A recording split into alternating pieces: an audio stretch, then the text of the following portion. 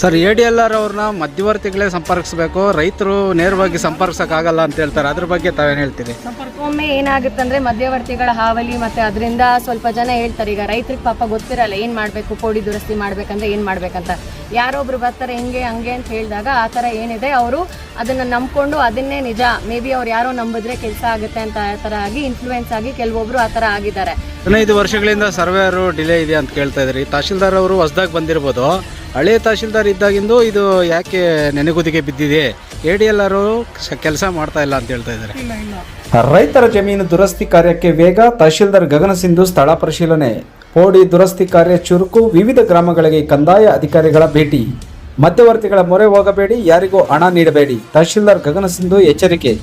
ರೈತರ ಜಮೀನುಗಳ ಸಮಸ್ಯೆ ಪರಿಹಾರಕ್ಕೆ ಕಂದಾಯ ಇಲಾಖೆ ಮಹತ್ವದ ಹೆಜ್ಜೆ.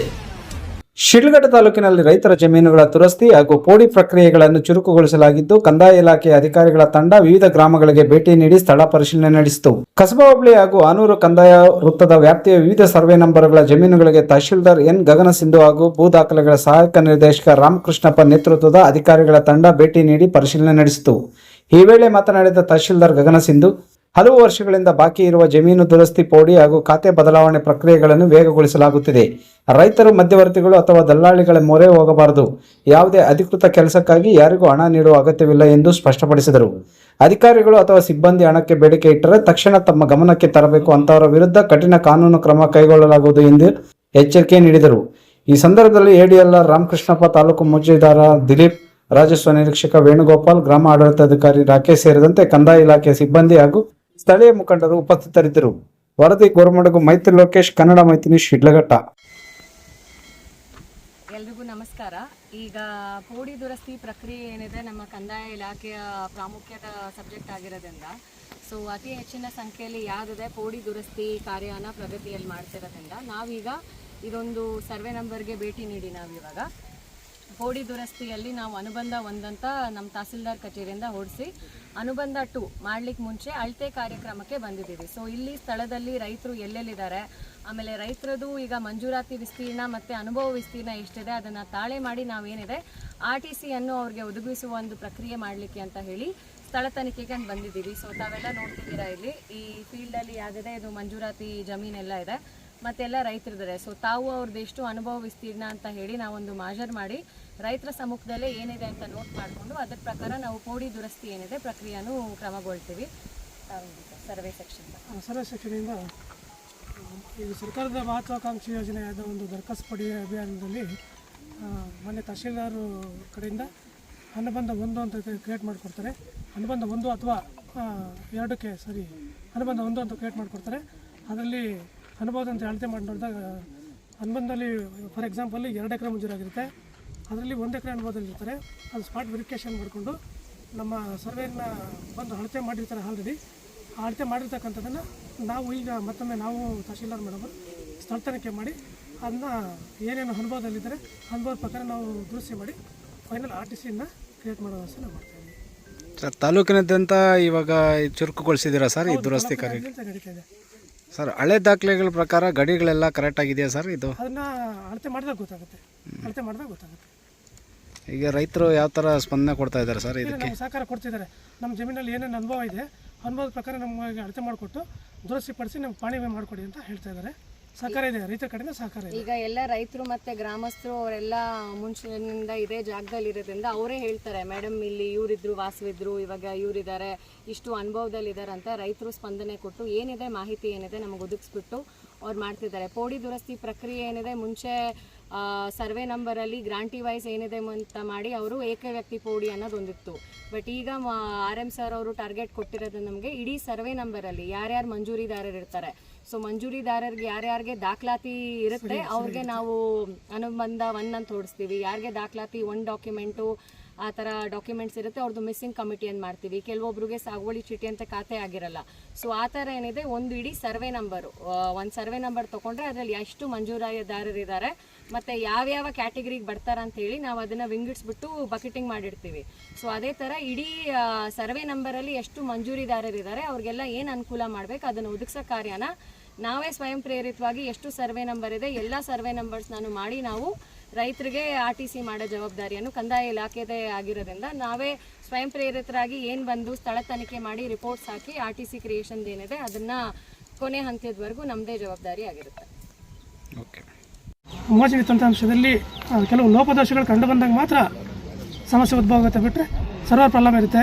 ಹಾಗಾಗಿ ಅದು ಲೇಟ್ ಆಗುತ್ತೆ ಹೊರತು ಯಾವುದೇ ಕಾರಣಕ್ಕೂ ಏನು ಸರ್ಕಾರದ ನಿಗದಿಪಡಿಸಿದಿಲ್ಲ ಅವಧಿಯಲ್ಲಿ ಮುಕ್ತಾಯಗೊಳ್ಳುತ್ತೆ. ಈಗೆಲ್ಲ ಆನ್ಲೈನಲ್ಲೇ ಮಾಡಿರೋದ್ರಿಂದ ಆನ್ಲೈನಲ್ಲೇ ಪೋರ್ಟಲ್ ಮುಖಾಂತರನೇ ಏನಿದೆ ಫೈಲ್ ಮೂವ್ಮೆಂಟ್ ಆಗುತ್ತೆ. ಸೊ ನಮ್ಮಿಂದ ಅವ್ರಿಗೆ ಹೋಗಿ DDLR ಅವ್ರಿಗೂ ಆನ್ಲೈನೇ ಹೋಗಿರೋದ್ರಿಂದ ಅಪ್ಲಿಕೇಶನ್ ಐಡಿಯಿಂದನೇ ಜನ ಟ್ರ್ಯಾಕ್ ಮಾಡಿ ಎಲ್ಲಿದೆ ಅಂತ ಅಪ್ಲಿಕೇಶನ್ಸ್ ನೋಡಿ ಇದು ಮಾಡಬೇಕಾಗಿರೋದ್ರಿಂದ ಸೊ ಟ್ರಾನ್ಸ್ಪರೆಂಟ್ ಮ್ಯಾನರಲ್ಲಿ ಏನಿದೆ ಕ್ರಮ ಕೈಗೊಳ್ತೀವಿ. ಸರ್, ಕಸಬಾ 1ರಲ್ಲಿ 542 ಫೈಲ್ ಪೆಂಡಿಂಗ್ ಇದೆ, ದುರಸ್ತಿ ಆಗಬೇಕಾಗಿರೋದು ADLR ಅಂತ ಹೇಳ್ತಾರೆ. ಸರ್ವೆ ತುಂಬ ಕೊರತೆ ಇದೆ ನಮ್ಮಲ್ಲಿ, ಹಾಗಾಗಿ ಡಿಲೇ ಆಗ್ತಾ ಇದೆ. ಸರ್, 15 ವರ್ಷಗಳಿಂದ ಸರ್ವೇರು ಡಿಲೇ ಇದೆ ಅಂತ ಕೇಳ್ತಾ ಇದ್ರಿ. ತಹಶೀಲ್ದಾರ್ ಅವರು ಹೊಸದಾಗಿ ಬಂದಿರ್ಬೋದು. ಹಳೆ ತಹಶೀಲ್ದಾರ್ ಇದ್ದಾಗಿಂದು ಇದು ಯಾಕೆ ನೆನೆಗುದಿಗೆ ಬಿದ್ದಿದೆ, ADLR ಅವರು ಕೆಲಸ ಮಾಡ್ತಾ ಇಲ್ಲ ಅಂತ ಹೇಳ್ತಾ ಇದ್ದಾರೆ. ಇಲ್ಲ ಎಲ್ಲ ADLR ಕಾಮನ್ನಾಗಿ ಮಾಮೂಲಿ ಏನು ಕೆಲಸ ಮಾಡಬೇಕು ಮಾಡ್ತಾನೆ ಇದ್ದಾರೆ. ಸರ್ವೇಗಳು ಕೊರತೆ ಇತ್ತು. ಇತ್ತೀಚೆಗೆ 4 ತಿಂಗಳಿಂದ ಲೈಸೆನ್ಸ್ ಸರ್ವೇರು ಸ್ಟ್ರೈಕ್ ಮಾಡ್ತಾಯಿದ್ರು. ಅವರ ಏನು ಬೇಡಿಕೆ ಏನು ಈಡೇರಲಿಲ್ಲ ಅಂತ ಹೇಳ್ಬಿಟ್ಟು ಸ್ಟ್ರೈಕ್ ಮಾಡ್ತಾಯಿದ್ರು. ಈಗ ಕೆಲಸ ಕಾರ್ಯಗಳಾಗ್ತಾಯಿದೆ. ಸರ್, ADLR ಅವ್ರನ್ನ ಮಧ್ಯವರ್ತಿಗಳೇ ಸಂಪರ್ಕಿಸಬೇಕು, ರೈತರು ನೇರವಾಗಿ ಸಂಪರ್ಕಿಸೋಕ್ಕಾಗಲ್ಲ ಅಂತ ಹೇಳ್ತಾರೆ. ಅದ್ರ ಬಗ್ಗೆ ತಾವೇನು ಹೇಳ್ತೀರಿ? ಸಂಪರ್ಕಿಸಬೇಕಾದ ಅವಶ್ಯಕತೆ ಇಲ್ಲ. ಒಮ್ಮೆ ಏನಾಗುತ್ತಂದ್ರೆ ಮಧ್ಯವರ್ತಿಗಳ ಹಾವಳಿ ಮತ್ತೆ ಅದರಿಂದ ಸ್ವಲ್ಪ ಜನ ಹೇಳ್ತಾರೆ, ಈಗ ರೈತರಿಗೆ ಪಾಪ ಗೊತ್ತಿರಲ್ಲ ಏನು ಮಾಡಬೇಕು, ಪೋಡಿ ದುರಸ್ತಿ ಮಾಡ್ಬೇಕಂದ್ರೆ ಏನು ಮಾಡ್ಬೇಕಂತ. ಯಾರೊಬ್ರು ಬರ್ತಾರೆ ಹಿಂಗೆ ಹಂಗೆ ಅಂತ ಹೇಳಿದಾಗ ಆ ಥರ ಏನಿದೆ ಅವರು ಅದನ್ನು ನಂಬ್ಕೊಂಡು ಅದನ್ನೇ ನಿಜ, ಮೇ ಬಿ ಅವ್ರು ಯಾರೋ ನಂಬಿದ್ರೆ ಕೆಲಸ ಆಗುತ್ತೆ ಅಂತ ಆ ಥರ ಆಗಿ ಇನ್ಫ್ಲೂಯೆನ್ಸ್ ಆಗಿ ಕೆಲವೊಬ್ರು ಆ ಥರ ಆಗಿದ್ದಾರೆ. ಬಟ್ ನಮ್ಮಲ್ಲಾಗಲಿ ಕಂದಾಯ ಇಲಾಖೆಯಲ್ಲಿ ನಮ್ಮ ವಿಲೇಜ್ ಅಕೌಂಟೆಂಟ್, ರೆವಿನ್ಯೂ ಇನ್ಸ್ಪೆಕ್ಟರ್ ಮತ್ತು ಯಾರಿದ್ದಾರೆ ಸ್ಥಳ ತನಿಖೆ ಮಾಡಿಬಿಟ್ಟು ರಿಪೋರ್ಟ್ ನಮಗೆ ಕೊಡ್ತಾರೆ. ಆ್ಯಂಡ್ ಆ ಥರ ಯಾವುದಾದ್ರೂ ತೊಂದರೆಗಳಾಗಿ ಯಾವುದಾದ್ರೂ ರೈತರಿಗೆ ಆ ಥರ ಮಾಡಿದರೆ ಅವ್ರು ನಮ್ಮ ಗಮನಕ್ಕೆ ತಂದರೆ ನಾವೇ ಕೂಡಲೇ ಆ ಥರ ಯಾರಾದ್ರೂ ಆಗಿ ನಮ್ಮ ಸಿಬ್ಬಂದಿ ಕಡೆನೂ ಆ ಥರ ಏನಾದರೂ ಕ್ರಮ ಆಗಿದೆ ನಾವೇ ಅವ್ರ ಮೇಲೆ ಕ್ರಮ ಕೈಗೊಳ್ತೀವಿ. ಸೊ ಆ ಥರ ಯಾವುದೇ ಇದಕ್ಕೆ ನಮ್ಮ ತಾಲೂಕಲ್ಲಿ ನಾವಿಬ್ಬರು ಆಸ್ಪದ ಕೊಡಬಾರ್ದು ಅಂತ ಹೇಳಿ ಜನರಿಗೆ ಏನಿದೆ ಪೋಡಿ ದುರಸ್ತಿ ತುಂಬ ಪ್ರಾಮುಖ್ಯವಾಗಿದೆ. ಯಾಕಂದರೆ ಇವಾಗ ಇವ್ರಿಗೆಲ್ಲರಿಗೂ ಇಲ್ಲಿರೋ ರೈತರಿಗೇನೆ 40-50 ವರ್ಷ ಆಗಿದೆ ಎಲ್ಲರಿಗೂ ಮಂಜೂರಿ ಆಗಿ, ಇನ್ನೂ ದುರಸ್ತಿ ಏನೂ ಆಗಿಲ್ಲ ಇವರೆಲ್ಲರಿಗೂ. 61ರಲ್ಲಿ ಆಗಿರೋದು ನೋಡಿ. 50-60 ವರ್ಷದಿಂದ ಒಂದು ಜಮೀನು ತೊಗೊಂಡು ದುರಸ್ತಿ ಮಾಡಿ ಅದು ಏನೂ ಅವ್ರಿಗೆ ಇದಿಲ್ಲ. ಒಂದು ಜಮೀನಿದೆ, ಅನುಭವದಂತೆ ಅವ್ರು ಇದ್ದಾರೆ, ಅದರಿಂದ ಏನೋ ಒಂದು ಸವಲತ್ತಾಗಲಿ ಸರ್ಕಾರದಿಂದ ಏನಾದರೂ ಪಡೆಯೋದಕ್ಕಾಗಲಿ ಏನೂ ಮಾಡ್ಲಿಕ್ಕೆ ಅವ್ರಿಗೆ ಅವಕಾಶ ಇಲ್ಲ. ಸೊ ಆ ಥರದ್ದೇನಿದೆ ರೈತರಿಗೆ ಅನುಕೂಲ ಆಗಬೇಕು ಅನ್ನೋದು ಆದ್ಯತೆ ಮೇರೆ ಇದೆ. ಆ ಥರ ಯಾವುದಾದ್ರೂ ಗಮನಕ್ಕೆ ಬಂದಿದ್ರು ರೈತರು ನೇರವಾಗಿ ಬಂದು ನಮ್ಮ ಗಮನಕ್ಕೆ ತಂದರೆ ನಾವೇ ಅವ್ರ ಮೇಲೆ ಕ್ರಮ ಕೈಗೊಳ್ತೀನಿ ಅಂತ ಒಂದು ಸ್ಟ್ರಿಕ್ಟ್ ಡೈರೆಕ್ಷನ್ ಏನಿದೆ ನನ್ನ ಕಡೆಯಿಂದ ನಾನು ಕೊಡ್ಲಿಕ್ಕೆ ಇಷ್ಟಪಡ್ತೀನಿ. ಏನು ಇಲ್ಲಿ ತಹಶೀಲ್ದಾರ್ ಮತ್ತು ಅಧಿಕಾರಿಗಳು ಇಲ್ಲಿ ದುರಸ್ತಿ ಕಾರ್ಯಕ್ಕೆ ಬಂದಿದ್ದಾರೆ, ಹೇಗನ್ನಿಸ್ತಾ ಇದೆ ಸರ್? ಈಗ ದುರಸ್ತಿ ಮಾಡ್ತೀವಿ ಅಂತ ಆಮೇಲೆ ಕೆಲವು ಮಿಸ್ಸಿಂಗ್ ಫೈಲು ಅಂತೇಳಿ ಮಾಡಿದ್ದಾರೆ. ಎಷ್ಟು ದಿನದಲ್ಲಿ ಮಿಸ್ಸಿಂಗ್ ಫೈಲ್ ಮಾಡ್ಕೊಳ್ತಾರೆ ನೀವು ಕೇಳಬೇಕಾಗಿತ್ತು ದಯವಿಟ್ಟು ಆ ಪ್ರಶ್ನೆ. ನಾವು ಮಾಧ್ಯಮದವರು ಮಿಸ್ಸಿಂಗ್ ಫೈಲ್ಗೆ ಹಾಕಿದಿರಲ್ಲ, ಎಷ್ಟು ದಿನದಲ್ಲಿ ಮಿಸ್ಸಿಂಗ್ ಫೈಲ್ ಮಾಡಿ ಅವ್ರಿಗೆ ರೈತರಿಗೆ ಕೊಡ್ತೀರ ಅಂತ ತಾವು ತಹಶೀಲ್ದಾರ್ ಮೇಡಮ್ ಅವ್ರನ್ನ ಕೇಳಬೇಕು. ಯಾವ ಥರ ಮಾಡ್ತಾರೆ, ಯಾವ ಥರ ಮಿಸ್ಸಿಂಗ್ ಫೈಲ್ ಮಾಡಿ ಕಮಿಟಿ ಮಾಡಿ ಎಷ್ಟು ದಿನದಲ್ಲೇ ಹೀಗೆ ದುರಸ್ತಿಗೆ ಬಂದಿದ್ದಾರೆ ಮಾಡಿಕೊಡ್ತಾ ಇದ್ದಾರೆ. ಇನ್ನು ಸಾಕಷ್ಟು ಇದ್ದಾವೆ. ಈಗ ನೋಡಿ, ಇದು ಆನೂರು ಗಡಿ, ಇದು ದೊಬ್ರಗನಹಳ್ಳಿ ಗಡಿ, ಆ ಕಡೆಗೆ ಹೋದರೆ ಇತ್ಲಹಳ್ಳಿ ಗಡಿ, 3 ಗಡಿನೂ ಈ ಲಾಸ್ಟ್ ಎಂಡಿಗೆ ಸೇರುತ್ತೆ. ಅದು ಪಾಯಿಂಟ್, ಅದು ವ್ಯೂ ಪಾಯಿಂಟ್. ಅದು ಮಿಸ್ಸಿಂಗ್ ಫೈಲ್ನ ಎಷ್ಟು ದಿನದಲ್ಲಿ ರೆಕಾರ್ಡ್ ಮಾಡಿ ರೈತರಿಗೆ ಕೊಡ್ತೀರ ಅಂತ ತಾವು ಪ್ರಶ್ನೆ ಕೇಳಬೇಕಂತ ನಮ್ಮಲ್ಲಿ ಮನವಿ. ಸರ್, ಅಂದರೆ ಏನು ಮಿಸ್ ಫೈಲು ಅಂತ ಹೇಳಿದ್ರಲ್ಲ, ಈಗ ಇವರು ದಾಖಲೆಗಳಿಲ್ಲ ನಮಗೆ ಶೀತಲಗೊಂಡಿದೆ ಅಂತ ಹೇಳ್ತಾ ಇದ್ದಾರೆ. ಏನೋ ಇವ್ರು ಕೇಳಿದಾಗ ಶೀತಲಗೊಂಡಿದೆ, ದಾಖಲೆ ನಿಮ್ಮದು ಸರಿಯಾಗಿ ಕಾಣಿಸ್ತಾ ಇಲ್ಲ ಪೇಪರ್ಸಲ್ಲಿ ಅಂತೇಳಿ ಅದನ್ನು ಮಿಸ್ಸಿಂಗ್ ಫೈಲ್ ಹಾಕಿದೆ. ಅದು ಎಷ್ಟು ದಿನದಲ್ಲೇ ರೈತರಿಗೆ ನೀವು ಪಾಣಿ ಮಾಡಿಕೊಡ್ತೀರ ಅಂತ ನೀವು ಮೇಡಮ್ ಕೇಳಬೇಕು. ಓಕೆ, ಕೇಳೋಣ ಸರ್. ಅದು ಮುಖ್ಯವಾಗಿರೋದು ಮೈನ್ ಪಾಯಿಂಟ್. ಈಗ ದುರಸ್ತಿ ಆಗಿರೋದು ಕೊಟ್ಬಿಡ್ತಾರೆ ಪಾಣಿ ಮಾಡಿ, ಇವ್ರು ಏನು ಅನುಭವದಲ್ಲಿದ್ದಾರೆ, ಯಾರಿದ್ದಾರೆ ಎತ್ತಲ್ಲ ಅಂತೇಳಿ ಮಾಡ್ತಾ ಇದ್ದಾರೆ. ಇದನ್ನು ಇನ್ನಷ್ಟು ವೇಗ ರೀತಿಯಲ್ಲಿ ಮಾಡಬೇಕಂತೇಳಿ ತಮ್ಮಲ್ಲಿ ಇದು ನಾನು ತಹಶೀಲ್ದಾರ್ಗೆ ಮನವಿ ಮಾಡ್ತೀನಿ. ಇನ್ನಷ್ಟು ವೇಗ ರೀತಿಯಲ್ಲಿ ಆಗಬೇಕು. ಇನ್ನೂ ಸಾಕಷ್ಟು ಪೆಂಡಿಂಗ್ ಇದ್ದಾವೆ.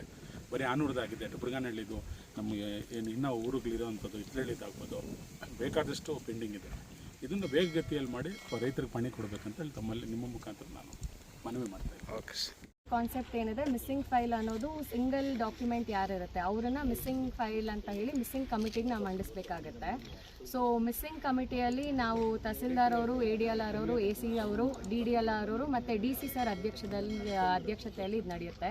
ಸೊ ಮಿಸ್ಸಿಂಗ್ ಕಮಿಟಿಗೆ ಆದಂಥ ಚೆಕ್ ಲಿಸ್ಟು ಮತ್ತು ಏನಿದೆ ಡಾಕ್ಯುಮೆಂಟ್ಸು, ಸೊ ಸಿಂಗಲ್ ಡಾಕ್ಯುಮೆಂಟ್ ಆಗಿರೋದ್ರಿಂದ ಅದಕ್ಕೆ ಸ್ಥಳ ತನಿಖೆ ಮತ್ತು ರಿಪೋರ್ಟ್ ಏನಿದೆ ಫಾರ್ಮ್ಯಾಟ್ ಬೇರೆ ಥರ ಆಗುತ್ತೆ. ಈ ಪ್ರಕ್ರಿಯೆ ಏನಿದೆ 1 to 5 ಪೋರ್ಟಲಲ್ಲಿ ಯಾವುದಕ್ಕೆ ದಾಖಲಾತಿ ಇರುತ್ತೆ ಅದಕ್ಕೆ ಮಾಡ್ತೀವಿ.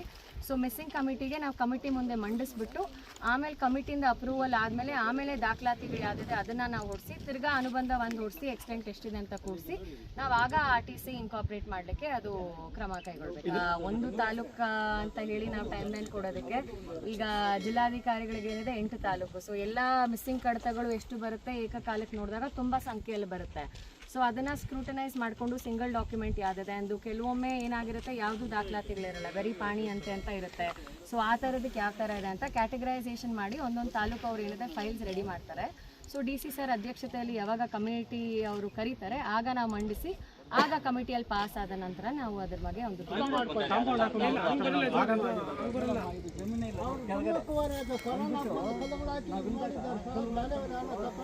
ಇಲ್ಲಪ್ಪ ನಾವು ಆ ರೀತಿ ಮಾಡೋಕ್ಕಾಗಲ್ಲ. ಇದನ್ನ ಏನು ಮುಂಜೂರಿ ಹೆಂಗೋ ನೋಡ್ಕೊಂಡು ನಾವು ಮಾಡ್ತಿರ್ತೀವಿ. ಇಲ್ಲಿ ಭಾಗ ಮಾಡಿಕೊಂಡು ನೀವು ಗಲಾಟೆ ಮಾಡ್ಕೊಂಡು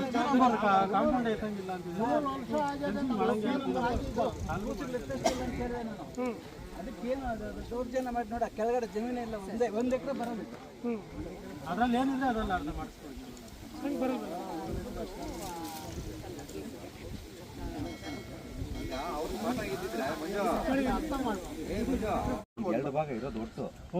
ಅಲ್ಲ ಇದು ಎಷ್ಟು ಎಕ್ಸ್ಟೆಂಡ್ ಬರುತ್ತೆ ಇದು ಅವ್ರು ಹೇಳ್ತಾರೆ BA ಮತ್ತೆ ಗ್ರಾಮ ಸೆಕ್ಟರ್ ಮುಂದೆ ಇದ್ದು ಎಲ್ಲಿದೆ ಅಂತ ತೋರಿಸ್ಬೇಕಾಗುತ್ತೆ. ಕಾಂಪೌಂಡು 1.5 ಭಾಗ ಖಾಲಿ ಜಾಗದಿಂದ ಸೇರಿದಲ್ಲ ಅದು ಸೇರ್ಕೊಂಡು 2 ಭಾಗ 2 ಎಕರೆ ಆಗುತ್ತೆ. ಬಟ್ ಪೊಸಿಷನ್ ಅಲ್ಲಿ 1 ಎಕರೆ 30 ಗುಂಟೆ ಆ ಥರ ಇರುತ್ತೆ. ಸೊ ಎಕ್ಸ್ಟೆಂಟ್ ವೇರಿಯೇಷನ್ ಅನುಭವದ ವಿಸ್ತೀರ್ಣದಂತೆ ನಾವು ಅವ್ರಿಗೆ ಏನಿದೆ ಕೋಡಿ ದುರಸ್ತಿ ಮಾಡಿ ಅಷ್ಟು ಎಕ್ಸ್ಟೆಂಟ್ ಕೊಡ್ತೀವಿ. ಸೊ